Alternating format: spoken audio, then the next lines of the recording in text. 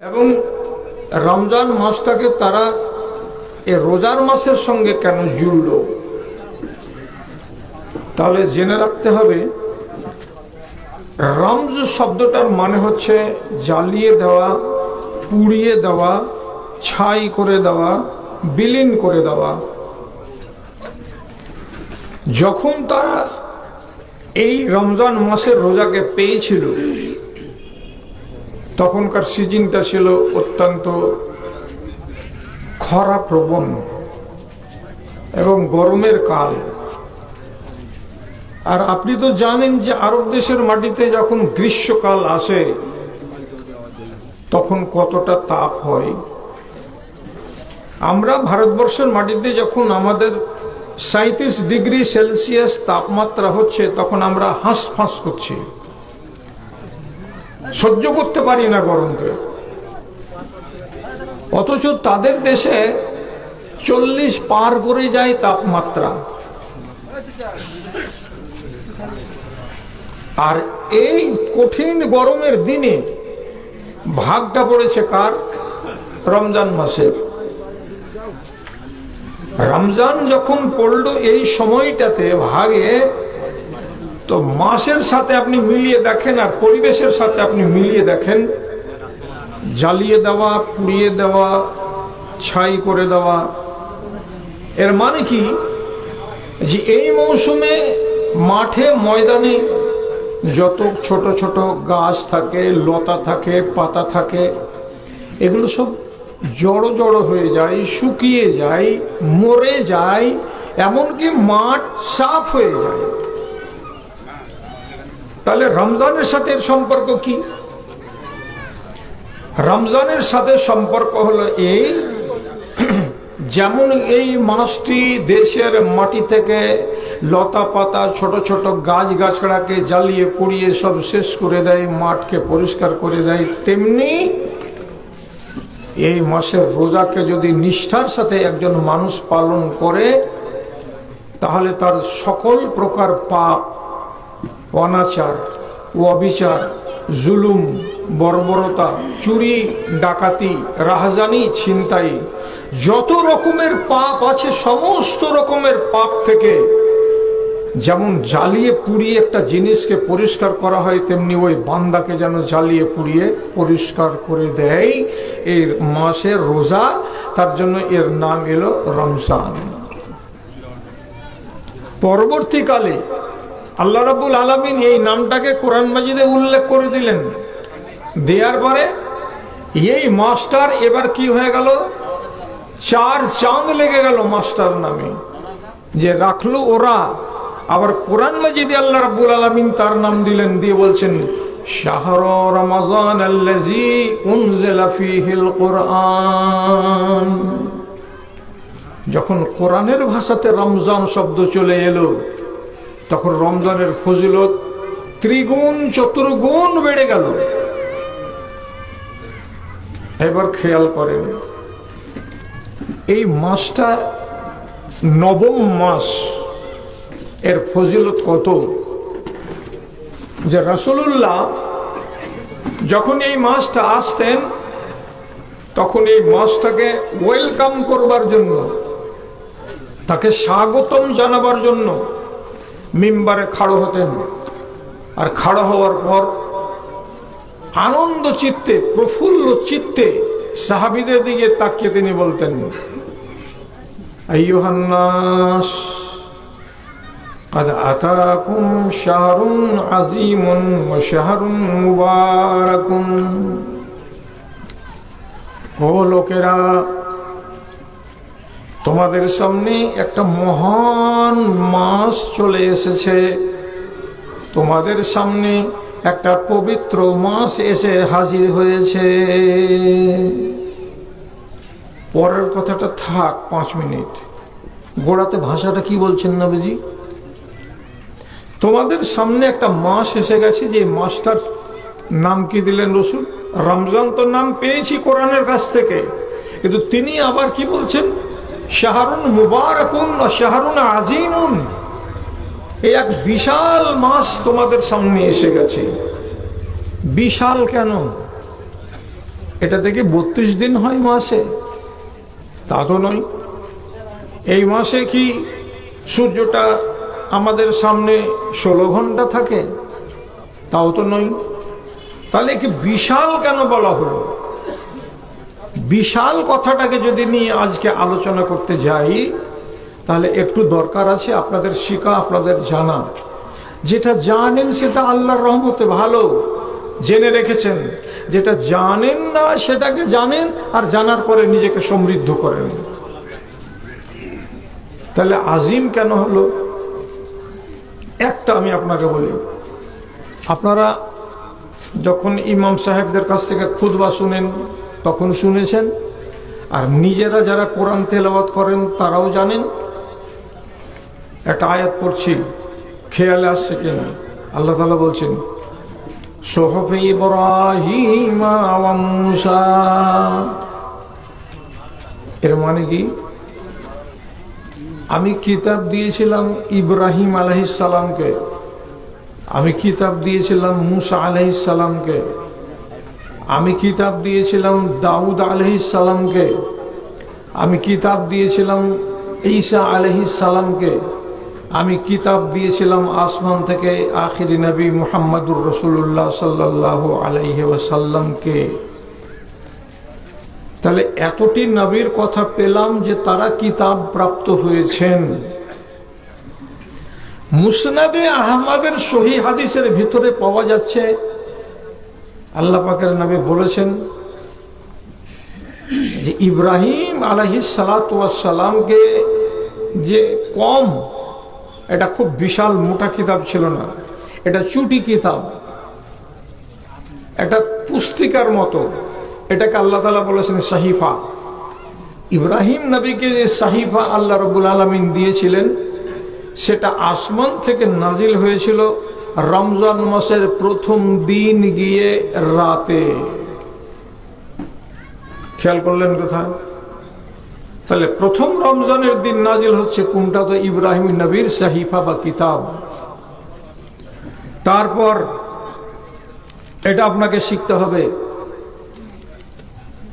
যে এরপরে হযরতে মূসা আলাইহিস সালাতু ওয়াস সালামের উপরে নাজিল হলো তাওরাত। তিনি তাওরাত পেলেন কবে? হাদিসে উল্লেখ খালাত লিসিত্তিন মিন রমজান, রমজান মাসের 6টা দিন গত হয়ে সপ্তম যেটা রাত, সেই রাত্রিতে রব্বুল আলামিন নাজিল করলেন তাওরাতকে নবী মূসা আলাইহিস সালাতু ওয়াস সালামের উপরে। এটাও রমজান। তারপরে আল্লাহ রাব্বুল আলামিন 13 রমজানের দিন গিয়ে রাতের বেলায় নাজিল করলেন হযরত ঈসা আলাইহিস সালামের উপরে ইনজিল শরীফ। এটাও রমজান মাসে। আবার বলি, হযরত দাউদ আলাইহিস সালাতু ওয়াস সালামের উপরে আল্লাহ তাআলা কিতাব নাজিল করলেন জাবুর। সেটা 16 রমজান গিয়ে 17 যেটা রোজা আসছে সেই রাতে। এটাও রমজান। এবং 24 রোজাকে গত করে 25 রোজার রাত যেদিন, সেই দিন রাত্রিবেলায় বিজোড়া রাত্রিতে আল্লাহ রাব্বুল আলামিন কোরআন মজিদকে লৌহে মাহফুজ থেকে নিচে নামিয়ে দিলেন এক দফে প্রথম আকাশে। সেই জায়গাটার নাম হলো বাইতুল উজ্জা। ইজ্জাতের জায়গাতে রব্বুল আলামিন রেখে দিলেন এনে, এবং জিবরিলকে বলা হলো 23টি বছর ধরে বিভিন্ন ক্ষেত্রে, বিভিন্ন প্রয়োজনে, বিভিন্ন সময়ে এখান থেকে আয়াতকে নাও আর নবী মুহাম্মদ সাল্লাল্লাহু আলাইহি সাল্লামের উপরে গিয়ে নাজিল করো বা তার কাছে পৌঁছে দাও। তাহলে আমার মুসল্লি ভাইরা, আপনারা জানতে পারছেন যে এই মাসেই এলো ইব্রাহিম নবীর কিতাব, এই মাসেই এলো দাউদ নবীর কিতাব, এই মাসেই এলো নবী মুসার কিতাব, এই মাসের ভিতরেই নাজিল হলো নবী ঈসা আলাইহিস সালামের কিতাব, এই মাসের ভেতরে নাজিল হলো আল্লাহর পক্ষ থেকে আসা কোরআনে মাজিদ আমার নবীর উপরে।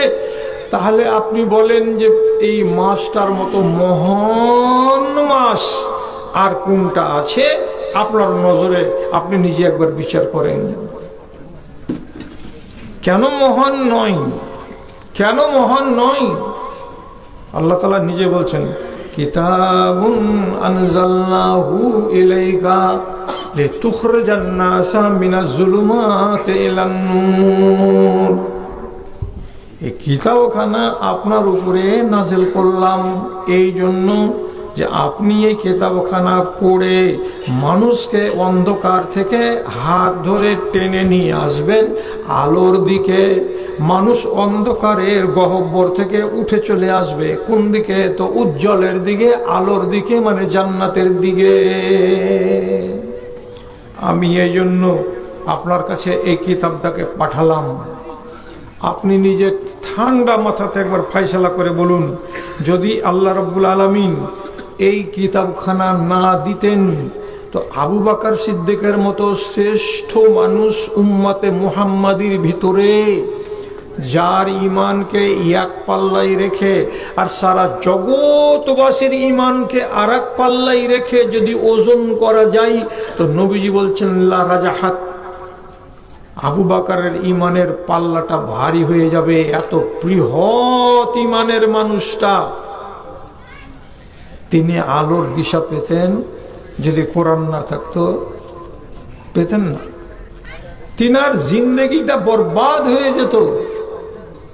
হযরতে উমরের মতো জালিলুল কদর সাহাবী, যে লোকটা দুনিয়াতে বসে বসে একটা ভাবনা ভাবে আর ওর ভাবনাটাকে আল্লাহ রাব্বুল আলামিন আরশে আজিম থেকে কোরআনের আয়াত বানিয়ে দুনিয়াতে পাঠিয়ে দিচ্ছেন, তাহলে তার মস্তিষ্ক কত উর্বর এবং তার মগজকে রব্বুল আলামিন কত তীক্ষ্ণ করেছিলেন এবং তাকে আল্লাহ তাআলা কত জ্ঞান দিয়েছিলেন, এটা অনুমান করতে পারেন আপনি? সেই মানুষটার মতো লোকটা কি ঈমান পেত? অন্ধকারে ডুবে থেকে যেত যদি কোরআন মাজিদ না আসতো। আশারায়ে মুবাশশারা, যে সমস্ত লোকগুলোকে আমরা বলি এরা 10 জন জান্নাতি, এরা সমস্ত, এদের আগেকার ইতিহাসকে আপনি পড়ে দেখবেন, এদের বাপ মুশরিক, এদের মা মুশরিক, এদের বংশ মুশরিক, এরা সবাই হলো বুত পূজারী। এরা মাটির খোদাকে বিশ্বাস করা লোক। আর বুতের পূজা করে করেই হঠাৎ করে নবীজি যখন তাদের সামনে কোরআনের কথা তুললেন, তখন পরিবর্তন হয়ে গেল মিজাজ, পরিবর্তন হয়ে গেল সমাজ, পরিবর্তন হয়ে গেল চিন্তাধারা। কে বদলালো? আল্লাহর কিতাব। আল্লাহ তাআলা নিজে বলছেন লিতুখরিজান নাসা মিনাজ জুলুমাতি ইলান নূর। তাহলে যেই কিতাবখানি রমজান মাসে এলো মানুষের কল্যাণের স্বার্থে, অন্য মাসে রব্বুল আলামিন দিলেন না, তাহলে এই মাস মহান নয় তো আর কোনটা মাস মহান? এই জন্য রাসূলুল্লাহ খুতবা দিতে গিয়েই মানুষকে বলেছেন, এই মানুষেরা একটু সাবধান হও, একটু সতর্ক হও, একটুখানি প্রস্তুতি নাও। তোমাদের সামনে একটা বিশাল বড় মাস চলে এসেছে। এর বিশাল মানে কি? এর ফজিলত অনেক, এর গুরুত্ব অনেক, এর বৈশিষ্ট্য অনেক। যেদিক দিয়ে বিচার করবে এই মাসকে অন্য মাসের তুলনায় তোমরা আগে পাবে, একে পিছিয়ে পাবে না। কাজে এর প্রতি তোমরা সজাগ হও। ভাইরা আমার, অনেক বৈশিষ্ট্য, তার ভেতরে একটা বৈশিষ্ট্য আপনাকে বলি, খেয়াল করুন। আল্লাহ রাব্বুল আলামিন নাই বলছেন ইন্না আমালা বানি আদমা, বানি আদমের আমল আপনি যেটাই করবেন, টাকা পয়সা দান করলেন, 2 রাকাত নামাজ পড়লেন, কোনো মিসকিনকে কোনো খেতে দিলেন, কিছু করলেন, যে ধরনের একটা ভালো কাজ করেন, তো নবী বলছেন ওকে সওয়াব দেওয়া হয়।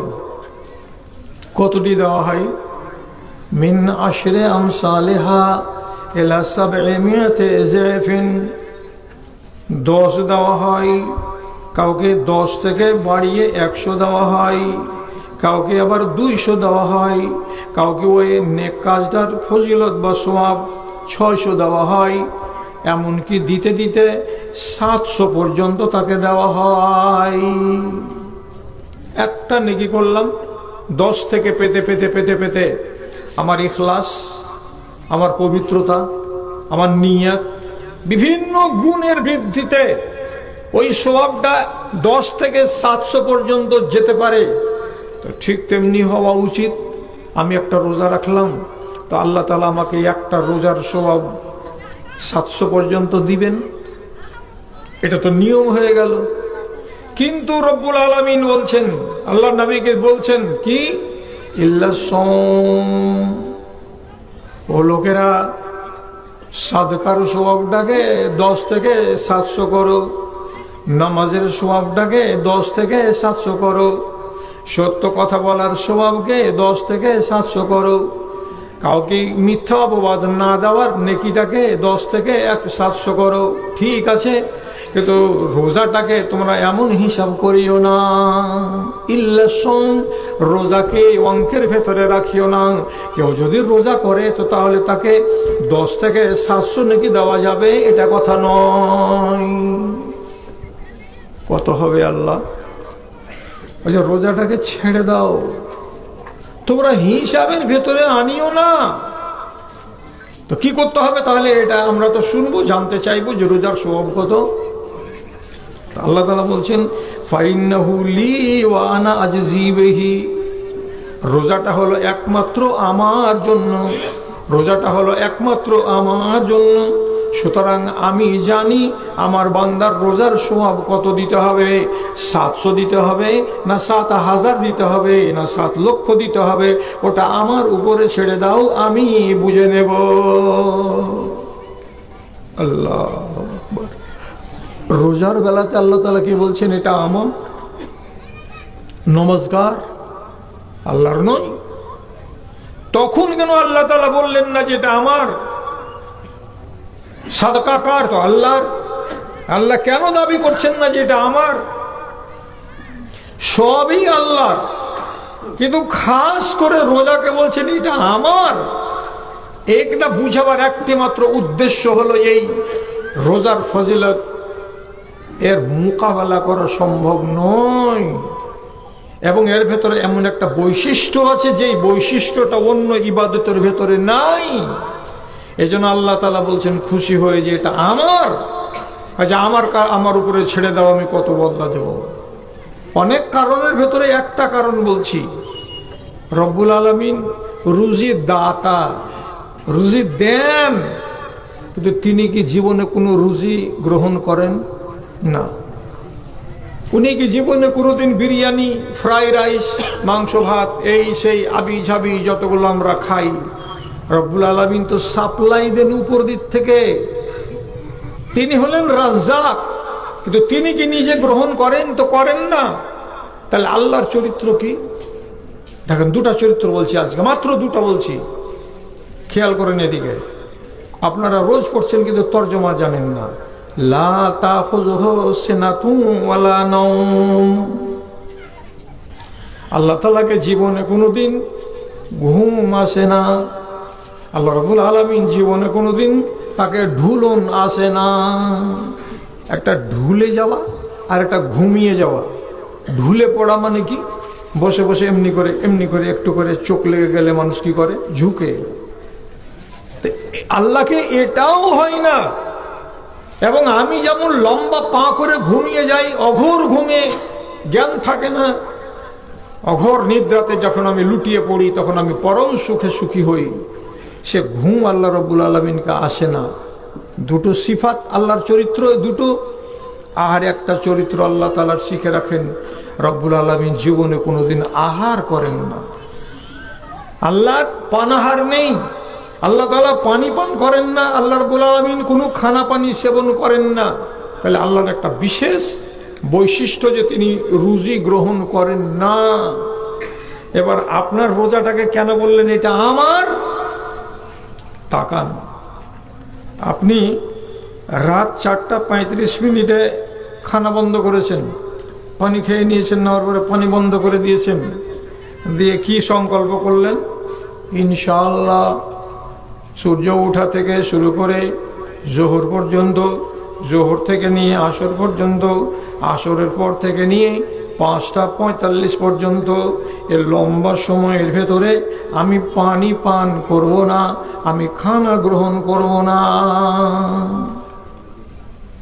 না খেয়ে থাকবেন বলে আপনি সংকল্প করলেন। না খেয়ে থাকা কার স্বভাব? 5 মিনিট আগে বললাম, আল্লাহর স্বভাব। আল্লাহ তো অনন্তকাল থেকে এই চরিত্রের উপরে বিদ্যমান। উনি রুজি গ্রহণ করেন না, উনি খানা খান না। আমি আল্লাহ রাব্বুল আলামিনের ওই সিফাতটাকে ধারণ করতে গেলাম, আমিও খাবো না, আমিও পানি পান করব না। তা আমার মতো দুর্বল মানুষ, আমার মতো একটা জাইফ মানুষ, আমার মতো একটা কমজোর মানুষ এই চ্যালেঞ্জকে গ্রহণ করে নিয়ে কতক্ষণ চলতে পারবো? যখন 13 ঘন্টা হলো তখন আমার 12টা বেজে গেল। আমি তখন হাঁপিয়ে উঠলাম, আর পারি না, রোজা লেগে গেছে, আর চলতে পারি না, আর উঠতে পারি না, এই উমুক আর তুমুক নানান কথা বলে শেষের বেলায় কি করলাম, 5টা 45 মিনিট যখন হলো তখন আল্লাহর রুজিকে সামনে পেয়ে বিসমিল্লাহ বলে মুখে দিলাম, ইফতার করলাম। রব্বুল আলামিন বলছেন, রে খেপারা, তোরা আমার একটা সুন্দর চরিত্রকে ধারণ করার চেষ্টা করছিলি না খেয়ে থাকা, কিন্তু তোরা পারলি না। কেন? যে তোরা কমজোর। আমি কোরআনে বলেছি, খোলেকাল ইনসানও দয়ীফা, আমি মানুষকে তৈরি করেছি একেবারে দুর্বল করে। তো তোর মতো এই দুর্বল মানুষটা যখন আমাকে 12 ঘন্টা 13 ঘন্টা না খেয়ে দেখিয়ে দিলি, আমার স্বভাবের খানিকটা তোদের ভেতরে ধারণ করার ক্ষমতা দেখতে পেলাম, তার জন্য আমি খুশি হয়ে তোদের উপরে সন্তুষ্ট হয়ে আমি আজ তোদেরকে সার্টিফিকেট দিয়ে বলছি, এ রোজা আমার, এই রোজা আমার। অতএব এর বদলা যা দিতে হবে আমাকেই দিতে হবে। আমি জানি আমি আল্লাহ, আমি কাকে কতটা দেবো আর আমি কাকে কতটা দেব না। তোমাদেরকে এখানে এই অঙ্ক ফলাতে হবে না। তাহলে ফজিলত কত এই মাসে? আবার বলি আপনাকে একটা কথা মাথায় রাখেন, হাদিস বড় দামি দামি হাদিস, যেগুলো প্রসিদ্ধ হাদিস আমাদের সামনে আছে সেগুলো হলো 6খানা। এর আড়ালে আরো হাদিস আছে সুন্দর সুন্দর, যেগুলো সহিহ হাদিস। এগুলো বহু আলেম পড়েন না, আর না পড়ার কারণে যখন কাউরে মুখ থেকে শুনতে পাই কোনো নতুন কথা, তখন বলে হ্যাঁ যা তা কথা, এগুলো হাদিসে নাই, এগুলো জয়ীফ কথা, এগুলো দুর্বল কথা, এগুলো কথার কোনো ভিত্তি নেই, এই বলে আপনাকে বিভ্রান্ত করার চেষ্টা করে। কিন্তু আপনাকে আমি বলছি আল্লাহর কসম খেয়ে যে আপনি বিভ্রান্ত হবেন না। আর আপনাকে বলছি সহি কথাটাই, সহি কথাটাকেই শুনেন, আর সহি কথাটাকে শুনেই হেফাজত করেন, জাল কথাটা নয়। সেটা হলো এই 7টি জায়গা আছে, যেই জায়গাতে আপনি যদি শুধু এমনি করে আল্লাহ তাআলার কাছে নিজের গুনাহগার মানুষ হিসাবে হাত দুখানাকে তুলে খালি মার্জনা চান রব্বুল আলামিনের কাছে, তাহলে সেই জায়গা 7টা গ্যারান্টেড আপনার মার্জনা হবে। কিন্তু এমন একটা জায়গার কথা আজকে আপনাকে বলছি, সেটা ওই 7 জায়গা থেকে আলাদা। উদাহরণ, সহিহ হাদিস আল্লাহ তাআলা নবী বলছেন, শেষ রাতে সারা জগৎ যখন ঘুমাবে, তখন যদি কোনো একটা মানুষ নিজের বিছানাকে ত্যাগ করে ঘরের ভেতরে হোক অথবা মসজিদে হোক 2 রাকাত সলাতুল হাজা, দরকারের নামাজকে পড়ে নিয়ে আল্লাহ তাআলার সামনে নিজের খাকসারি প্রকাশ করে এবং ক্ষমা প্রার্থনা করে, তো আল্লাহ তাআলা বলছেন তুমি ক্ষমা পাবে। এটা তো গভীর রাত, 2:30টা 3টা, এটা প্রতি রাত, এটা আলাদা হয়ে গেল। আর একটা বলি, কাবা শরীফের ছবি দেখবেন মোবাইলে, দেখবেন পূব দিকের দেয়ালে এতটা উঁচু পরিমাণ জায়গাতে একটা সোনার পাল্লা লাগানো, কপাট লাগানো, জানালার মতো দেখতে লাগবে, তার নাম হলো মুলতাজাম। ওইখানে যদি এমনি করে আপনি হাত রাখেন আর রাখার পরে নিজের ফরিয়াদ আল্লাহ রাব্বুল আলামিনকে বলতে পারেন, তো মনে মনে ধরে নেন আমি আল্লাহ তাআলার দরবারে এসে আল্লাহর সামনে দাঁড়িয়ে আমি মনের কথা বলছি। সুতরাং গ্যারেন্টি যুক্ত কথা যে আপনার ওইখানে মাগফিরাত এবং আপনার কামনা পূর্ণ হবে। শব্দই বলবো না, খালি আপনাকে নিজের মনের কথাটা বলার জন্য এটি শুধু ভূমিকা স্বরূপ বলছি। 7 চক্কর যদি সাফা আর মারওয়াকে দৌড়ানো হয়, হজে গেলেও হবে, উমরাতে গেলেও হবে। সাফা মারওয়া দৌড়াতে গিয়ে আপনার শেষ হবে 7ম চক্করটা উত্তর দিকে মারওয়া পাহাড়ে গিয়ে। মারওয়া পাহাড়ে 7ম চক্কর শেষ করার পরে সোজা দক্ষিণ দিকে মুখ না করে একটু কস করে কাবা পাবেন, এই কস দিকে তাকাবেন আর দাঁড়িয়ে দাঁড়িয়ে হাত উঠে আল্লাহ রব্বুল আলমিনের কাছে যে প্রার্থনাটা করবেন সেটাই রব্বুল আলমিন মঞ্জুর করবেন। এখানে তো আপনাকে 1 লাখ টাকা খরচ না করলে তো ওই জায়গায় যাওয়া যাবে না। মিনার মাঠে পাথর মারতে হয় বুথকে, 3 নম্বর বুথের কাছে পাথর মেরে দেওয়ার পর আপনি দীর্ঘ সময় ধরে ওইখানে দাঁড়িয়ে দাঁড়িয়ে মুনাজাত করবেন। আপনার গ্যারেন্টি যুক্ত এগুলো মুনাজাত আল্লাহ কবুল করবেন। 9 তারিখ জিলহিজ্জা মাসের কুরবানির আগের দিন আরাফার মাঠে ফাঁকা মাঠ, খাঁ খাঁ করছে রোদ, আর আপনি ইহরাম পরে আছেন, মাথা ঢাকতে পাবেন না, বগলের উপর দিয়ে কাপড় আর নিচে সাদা একটা লুঙ্গি আর উপরে সাদা একটা চাদর চাপিয়ে আছেন। জোহরের ঢিলা থেকে নিয়ে মাগরিব পর্যন্ত ওইখানে আরাধনা করবেন। সেই বুক ফাটা কাঠ ফাটা রোদে বুক ফাটা ক্রন্দন যদি আল্লাহ রব্বুল আলমিনের সামনে করা যায়, আল্লাহ রব্বুল আলমিন বলছেন এই দোয়া রদ করা হয় না, এগুলো কবুল হয়ে যায়। এটাও তো আপনি 4 লাখ টাকা খরচ না করতে গেলে এটা পাবেন না। কেন যে হজের মাঠে আরাফা, হজের কালে আরাফা হবে, তাছাড়া তো আরাফা হবে না। তাহলে আমাদের মতো যারা গরিব শরীফ মুসলমান, আমরা কি একটা সুযোগ থেকে বঞ্চিত হব? রব্বুল আলামিন দয়া করে দিলেন আমার উপরে, মধ্যবিত্তের উপরে, নিম্ন মধ্যবিত্তের উপরে, গরিবের উপরে, ঝুপড়িতে যে বাস করে তার উপরে, পিডাব্লিউর মাটিতে যে বাস করে তার উপরে। ও মানুষেরা, তোমরা সমানভাবে ভাগিদার হয়ে যাও, আর আমি যে ফ্যাসিলিটিটা দিচ্ছি এই ফ্যাসিলিটিটা তোমরা গ্রহণ করে নাও। কি ফ্যাসিলিটি দিচ্ছেন আল্লাহ? এবার শুনেন, নবীজি বলছেন সালাসুন হাক্কুন আলাল্লাহি আল্লাহ ইয়ারুদ্দা লাহুম দুআ। 3 জন মানুষ এমন আছে যেই 3 জন মানুষের ডাক বা 3 জন মানুষের দোয়া আল্লাহ রাব্বুল আলামিন কোনোদিন ফেলে দেন না, কখনোই ফেলেন না। তিনার উপরে আল্লাহ তাআলা নিজে বলছেন আমার উপরে হক এটা বর্তে যায়। মানে কি, আমি আল্লাহ তাআলা বলছেন আমি আল্লাহ হয়ে নিজের উপরে এটাকে অনিবার্য করে নি যে আমার 3 রকমের বান্দার ডাক আমি কবুল করবই করব। সে যেটাই বলুক না কেন আমি তার ডাকে সাড়া দেবই দেব, তার কথা শুনবই শুনব। তার ভেতরে একজন লোকের নামটা বলি, সেটা শুধু এই মাসেই আল্লাহ তাআলা সুযোগটা দিচ্ছেন, অন্য মাসে কিন্তু দিচ্ছেন না।